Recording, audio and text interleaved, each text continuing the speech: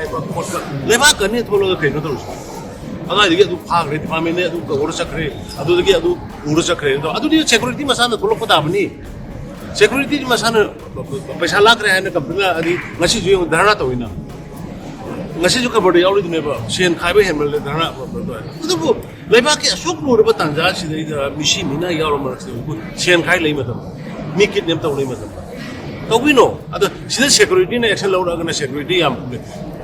हेक फत्तबा तौरिंगे security लाखने फत्तबा तौद्रकाना security लो येंगो situation की मतुंगिना एखोई once एखोई माना point अनि खता हाइसे मे इशू दु खांग्रिङैदा थोइबा थौदोकसि भाब तादरगदि तानना बाइना थोइना उनबै वान मागी हंदकी इलेक्शन की लाख कैंपेन दा वहाई अनि खंगांगम बो मयाम मदैदा हैनन मदद तौबिरो लोई खंगे से नंबर 1 माना हैनम बदा अपने छोटा सा स्टेट को घुसपैठ करा के षड्यंत्र लगा के डेमोग्राफिक इम्बैलेंस करने की कोशिश किया है ये मोदी सरकार होने नहीं दूंगा को मीन्स हाँ यूएन दाहरी तो नहीं अखोई की पिक स्टेट सिदा मपानदगी चंगागा पुशलगा मी पुशलगा डेमोग्राफिक इम्बैलेंस तौर तौरिसे आई मोदी सरकार ने यावे नंबर 1 नंबर 2 द जहां से भी जो भी फोर्स हो मणिपुर को कौन देखेगा मणिपुर को कौन तोड़ सकता है मणिपुर से करा थकाएंगे उन्हें येंगे लोइने सिगे अनिसिदा लोया तो करमाय तो गुना हाइरिबो कोसी लेमिनरिबो जाति मयाम सुसु मोय गिसु हक मांगंदना करमाय तो सिगे हाइबो हन्नबगी वानी आइमोंदगी नुटीगी अखोय दम फाउनरी करी तोबा अदगी सोल्यूशन आइगिसु सोंदा सिविल सोसाइटी मयाम इंटेलेक्चुअल मयाम उनरी अखोय ऑनरेबल एमएलए मिनिस्टर मयाम अमकाना करी नो अखोयना तौदोरिबो सोल्यूशन से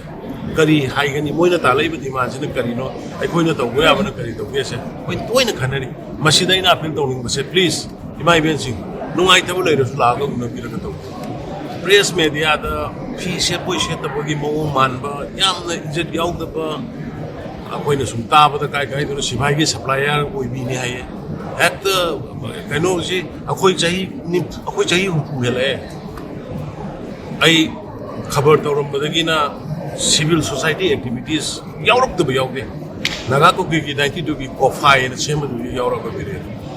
मतमदगी इमा मयाम अमै कोइ थिनगी इज्जत लैबे इमा सिंह वहाई वता द थबक डेडिकेटेड टु कराइदगी न मोय अमनि हंदा कोइ आई फजना appeal तौजरी तौरकनु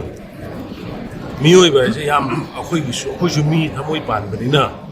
Tabo ngambagi level khangbo ngambagi level na malai adu beyond to biragano फजना थाक्सिका एनी पेन देव लैबिदो लागा उनसी हंगसे इनसल लगा सपदो तो बिनो न आई सिंथंगा या बिदो चेक पोस्ट नते जेरी वांगबिदो सुमाय तो गना खुगी तमिंगलो टाइनबो जगा अमदा मरक द ड्रग की करी की तो सुम हेक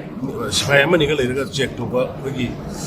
पुलिस बुट हाइतारे नका बोट अमने परमानेंट लैबि नते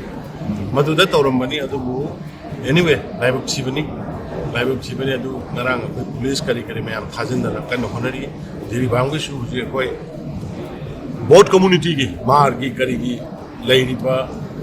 इसिनाउ सिंगी अदगी मेथै की सोइबो यमसिंदो कोई डीसी तोरकाना अनिमकी लोइना यम kai sakana बगे कोई पैसा सैंक्शन तौरे अदुना आदा प्रजा मैम लोइना कनो पामे शांति पामवे आइगी मी थाबदो अदो लाइव टीवी से पानगी लाखो मोय खरना इरांसी लेपयारो इंजन अदुबु पैरामिलिटरी फोर्सेस अदुगा स्टेट फोर्सेस तोरकाना प्रिवेंट ऑफ इरां का सुजोक थोयेना एम यूनिवर्सिटी की सिंगारा कोरे लाइव टीवी नि बीसी दु retired over matungda BC je pegi commissioner na charge bu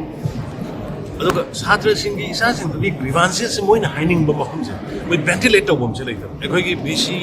in charge puli guno sumoi unabiram unana bu ge appointment lobu da su khara jilli hai ki da wa mi si ventilator ga unar ga phaya je aduga makarang arang ai secretary je free name moi unadana moina jog out tonare जगे BCM आंगे election board बंद लेबनि यादा तो बनि BCM तुबदा थामुक संग बय मैं process तो बय UGC की करेगी अदु महापनि अदु मोयना हकी कैनो दो खगी कमिश्नर दो एटलीस्ट कॉलेज दा हता अमदा अमुक अनि रकमबा मैंने लाहनिंगा के साथा सिंग इंटरेक्शन तो मैं अदु अरांग खय मदु कमिश्नर हायरे कॉलेज एटलीस्ट मरमत मोनिरा मोनिक चलगा सात्रसिंग भेंटिलेट तौब खरबा अतै ग्रीवेंसेस खरा ले अमदो कोई am thuni solution tawba